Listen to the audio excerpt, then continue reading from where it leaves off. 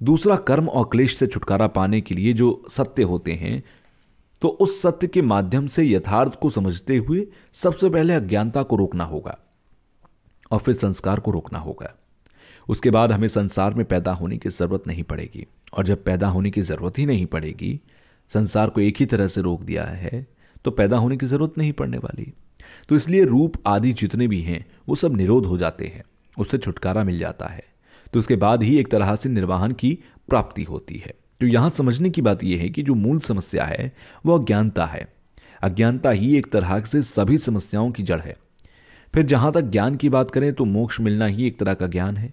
ये जो ज्ञान की प्राप्ति है ये बिना अभ्यास के नहीं हो सकती, और बिना अभ्यास किए जो अज्ञानता है, अविद्या है, उससे छुटकारा प्राप्त करना। और तीसरा जो सत्य होता है, दुख निरोध सत्य, उससे छुटकारा पाना, तो अज्ञानता से ही छुटकारा पाना, मोक्ष की प्राप्ति।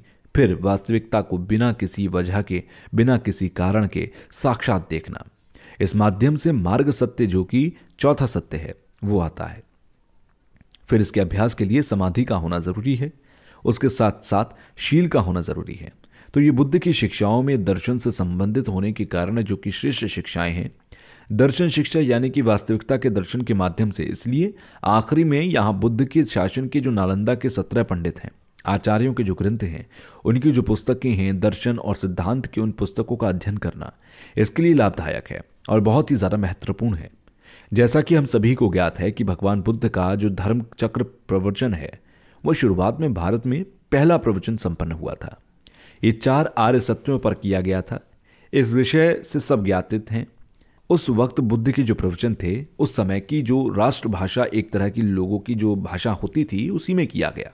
उसके बाद जो विचार विमर्श करके भगवान बुद्ध के जो वचन हैं उसमें संगति देकर उस पर विचार विमर्श करके उसे 3 विषयों में बांटा गया। और आजकल जैसे कि पाली भाषा का एक इतिहास रहा है, जैसे कि संस्कृत भाषा के माध्यम से जैसे कि विनय पिटक आदि को हम देखें, इस पाली परंपरा से जैसे कि दीक्षा देने की बात होती है, उसमें 224 या 53 आदि की जो दीक्षा देने की बात होती है, उसमें भी कुछ कुछ अंतर हैं, लेकिन मूल रूप से एक समान है। जैसे कि श्रीलंका, म्यांमार, थाईलैंड, वियतनाम, इन सब देशों में और कई वर्षों से विनय पिटक में जो 7 प्रकार की दीक्षा ली जाती हैं उसमें, और उसी तरह से 37 जो बोधि मार्ग हैं उसमें भी अरहत का ज्ञान प्राप्त करना एक समान है।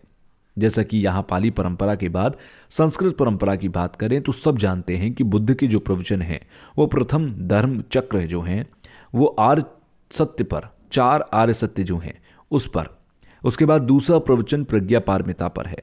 पहला जो आर्य सत्य है वो वाराणसी में 5 भिक्षुओं के समक्ष, उनके बाद प्रज्ञा पारमिता जो अंतिम प्रवचन है वो बुद्ध के धर्म प्रवचन के जो उन्होंने अलग अलग तीर्थ स्थल में दिए उस पर आधारित है।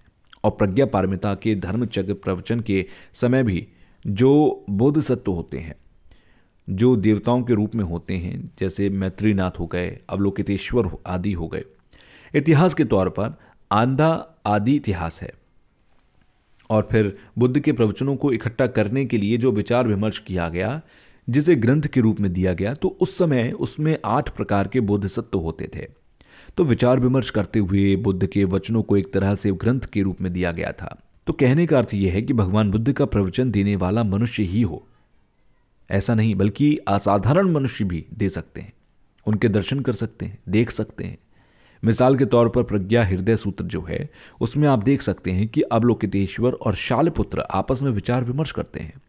तो शालपुत्र तो मनुष्य के रूप में थे, लेकिन जिससे वो सवाल कर रहे थे वो देवता के रूप में थे। ये बिल्कुल साक्षात है। इसलिए बोधिसत्व में भी जैसे मैत्रीनाथ हैं तो उनके लिए हमें भगवान शब्द का इस्तेमाल ना करते हुए बोधिसत्व मैत्रीनाथ का इस्तेमाल करना चाहिए, जो शास्त्रों से संबंधित ग्रंथकार के रूप में बताए जाते हैं। इसलिए जो असाधारण व्यक्ति होते हैं उनके लिए बोधिसत्व जो हैं उनके दर्शन हो सकते हैं, लेकिन इतिहास के तौर पर माना नहीं जाता है। इसलिए कई लोगों का जो मानना है कि महायान जो है वो बुद्ध के वचन नहीं है, क्योंकि वो इतिहास के तौर पर नहीं है, उसे साधारण व्यक्ति नहीं देख सकते, केवल इस वजह से नहीं माना जाता। इस तरह से नागार्जुन के माध्यमिक दर्शन के उनके जो ग्रंथ हैं, इस तरह के कई ग्रंथ होते हैं। जैसे आचार्य शांतिदेव का ग्रंथ है, तो जितने भी भारतीय आचार्यों के ग्रंथ रहे हैं उसमें महायान को बुद्ध वचन के तौर पर स्थापित या पेश किया गया, एक प्रमाण के साथ। इसलिए पहला जो बुद्ध का वचन है उसमें 4 आर्य सत्यों में से जो पहला सत्य है, मोक्ष की प्राप्ति पाने के लिए तो उस मोक्ष की प्राप्ति के लिए शून्यता की वास्तविकता को समझना जरूरी है। वास्तविकता को हम 2 तरह से समझते हैं, अज्ञानता और अविद्या। अज्ञानता और अविद्या जो है उसमें 2 तरह के होते हैं, एक बहुत बारीकी से है। यही कारण है कि इन चीज़ों को समझने के लिए जो प्रमाणिक तौर पर समझने के लिए कितने सारे ग्रंथ होते हैं या फिर माध्यमिक दर्शन के जो ग्रंथ हैं, तो ये सभी ग्रंथ जो हैं इनके माध्यम से ही हम 4 सत्यों को जीता जागता समझ सकते हैं। अगर हम इन ग्रंथों का अध्ययन ना करें, इस पर चिंतन मनन ना करें और भगवान बुद्ध के वचनों को केवल आस्था से मानना पड़ेगा। इसीलिए इन ग्रंथों का चिंतन मनन करना आवश्यक है। जैसा कि कहा गया कि महायान ही बुद्ध के वचन है, इसको साबित करने के लिए बहुत से विद्वानों ने अपने ग्रंथ में इसे पेश किया है। कुछ साल पहले अमेरिका के एक प्रोफेसर से मेरी बात हुई कि सूत्र समूचे जो हैं वो बुद्ध के वचन नहीं हैं, ऐसा उन्होंने कहा। तो फिर मैंने उनसे कहा कि आचार्य अंबेडकर के जो सूत्र समूचे हैं उनकी व्याख्या के जो ग्रंथ हैं तो उसमें नागार्जुन या असंख्य आदि के प्रमाण के साथ उसमें बताया गया, तो इसीलिए कई ऐसी चीजें हैं जिसे चिंतन मनन से समझा जा सकता है। और अगर आचार्य नागार्जुन और तंत्रयान की हम बात करें तो वो समाज के या फिर माध्यमिक दर्शन के कई इतिहासकार उसे मानते हैं, तो ये गलत फहमी है। ऐसा होगा कि हमें आर्यदेव और चंद्रकीर्ति भी 2-2 रखने पड़ेंगे। काफ़ी साल पहले काशी विश्वविद्यालय के प्रोफेसर से भी मेरी बात हुई, तो वो काल चक्र की व्याख्या के बारे में नेपाल गए हुए थे। तो वहाँ उन्होंने काल चक्र के बारे में लिखे हुए लेख केले के पत्ते पर लिखा हुआ देखा, तो उन्होंने बताया कि उस लेख की जो लिपि है वो बिल्कुल माध्यमिक समय के ग्रंथकार से मिलती है।